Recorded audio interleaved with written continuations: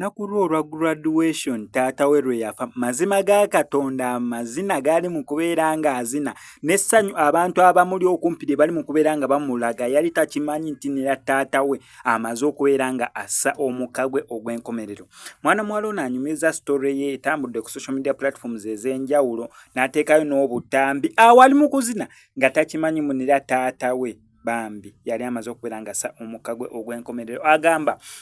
yali mu mmotoka nga bava ku graduation venue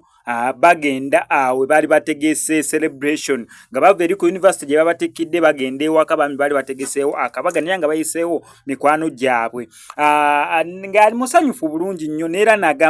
yakugambako mukwano gwe yagamba yakeera kubira taata we ku makya kwolwo ku makya n'ayogera naye agamba nti abeera mu mmotoka nga mukwano gwe anyumya nnyo ku taata we n'agamba bannange taata we akwenyumiriza mu taata we omanyi okubeera ng'ogamba taata we akwenyumiriza bannange balinanga abakadde bakwenyumiriza naye ng'awulira nnyo mukwano gwe afokasinga nnyo ku taata we. Bambi mukazi wattu agambye mbu natonyeza n'ezziga nga mpulira bambi mukwano gwange kyaŋŋamba ddala kituufu okubeera nga graduatinze era taata wange neenyumirizaamu.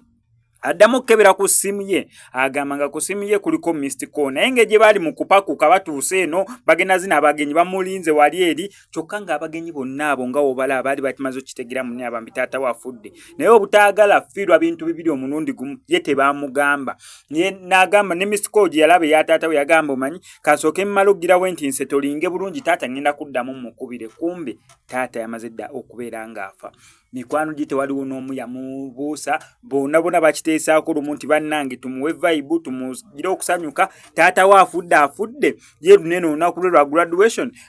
kwegamba ne basalawo bagende ne graduation ebyokufa kwa taata we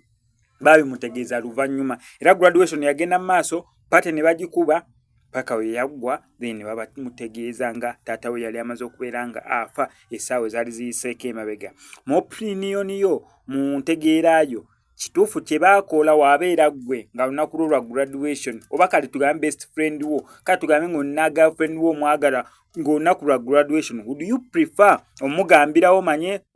taata we afudde tugende kati mu byamaziika oba